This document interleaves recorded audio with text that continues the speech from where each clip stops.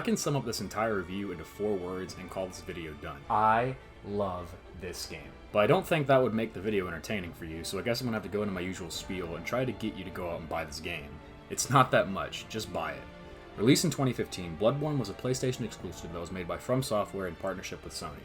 This is the first From Software game where they did not work with Bandai Namco, at least in the Souls series, and it's a weird change, but it's a change that works in my opinion, and there are a lot of changes in this game that work. While From Software's B team was working on this masterpiece, Miyazaki worked with the main team to give us Bloodborne, the most non-Souls Souls game. I love Bloodborne.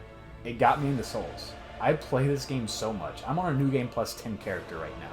I absolutely love this game. So, I want you to sit back, relax. We're doing a deep dive into Bloodborne.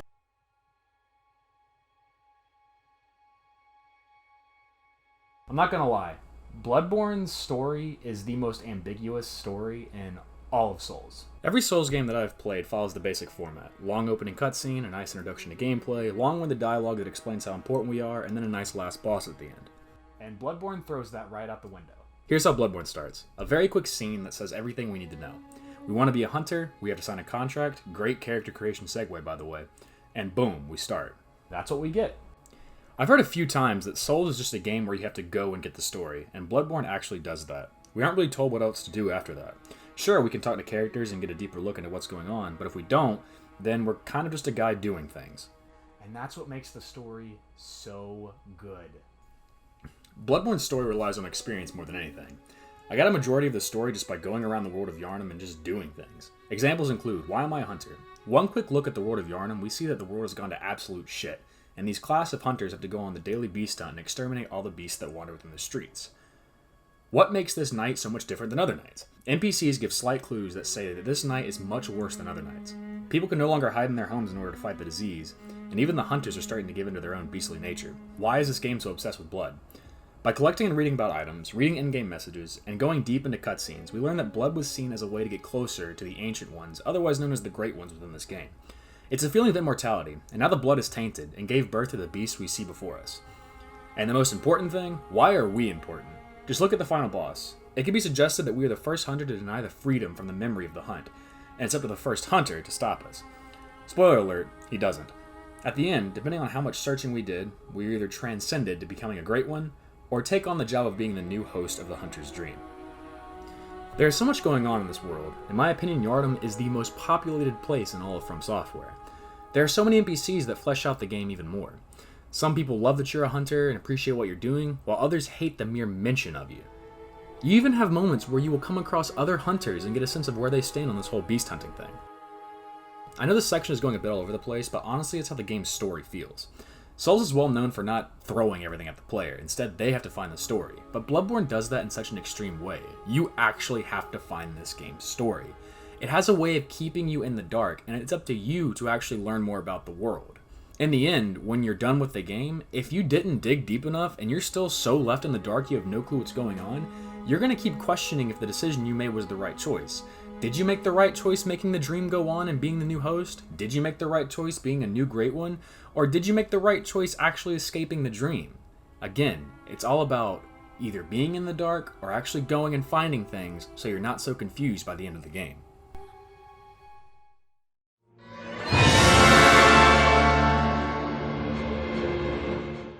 Shields. Let's talk about them.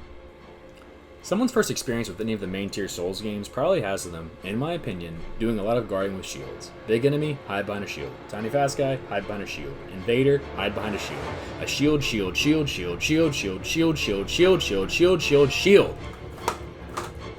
I don't like them. Well, except for one shield in the game. Look at this thing. A crude wooden shield used by the masses who have arisen to join the hunt. Hunters do not normally employ shields. Ineffectual against the strength of beasts as they tend to be.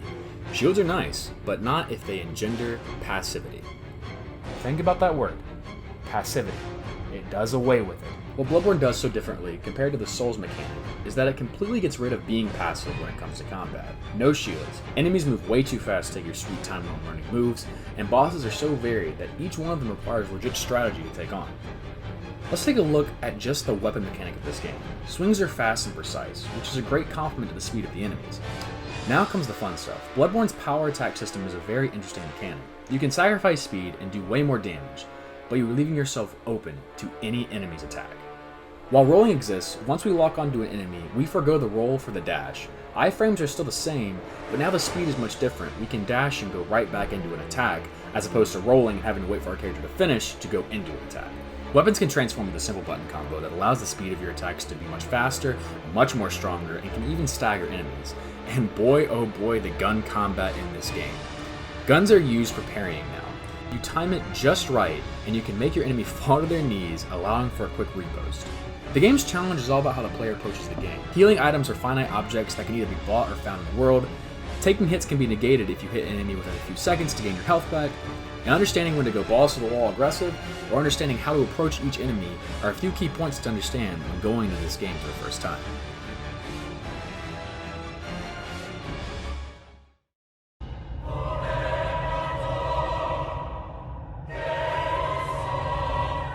This game's bosses are some of the best bosses, not just in Souls, but in gaming history. What separates these bosses from other Souls bosses is the crazy variation in all of them. We got beast bosses, gank bosses, other hunter bosses, bosses that go from humanoid to beasts, puzzle bosses, and a few bad ones. Each boss complements the other. No boss feels slow in this game. Giant beasts can close gaps within seconds. Humanoid bosses seem to move faster than you at some points, and dear Christ, the hunter fights in this game will get your heart pumping faster than it ever has. None of them feel like they're repeating at all. Nothing is the same. Each one has a new mechanic that separates it from the last. Some bosses rely on power, others use quick attacks to deal with their fast dashes, and some just use their challenge to keep testing your resolve. I could talk forever about this game's bosses, their mechanics, and everything else. But I'm not going to do that because you need to experience this game. Like I said earlier, it is $20 at almost every store. It's $20 on PlayStation. Go out, buy it, and see why I like the bosses so much, and see why this game is amazing. Oh, and I need to touch on this. The music in these bosses is almost orgasmic. Souls has always had great music in their bosses, but this game one-ups every single track in Souls. The choir singing, bells tolling, and violins going nuts creates a whole different atmosphere as you play through it.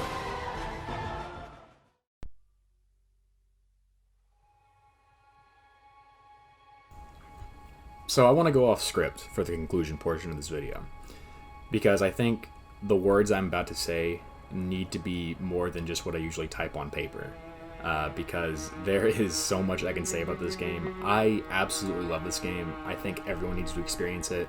Again, this was my first dive into Souls, and after playing all the Souls games, this one is still number one on any list I make, whether it comes to bosses, whether it comes to difficulty, whether it comes to story. I absolutely love this game.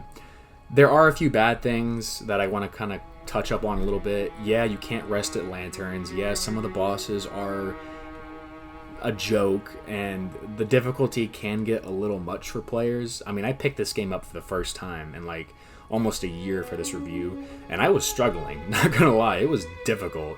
It didn't help either that I lost all my save on my New Game Plus 8 character, so I was completely destroyed when I found that out, so I had to replay the game. But as I was replaying it, like, I still love it. I can't think of many bad things to say about it.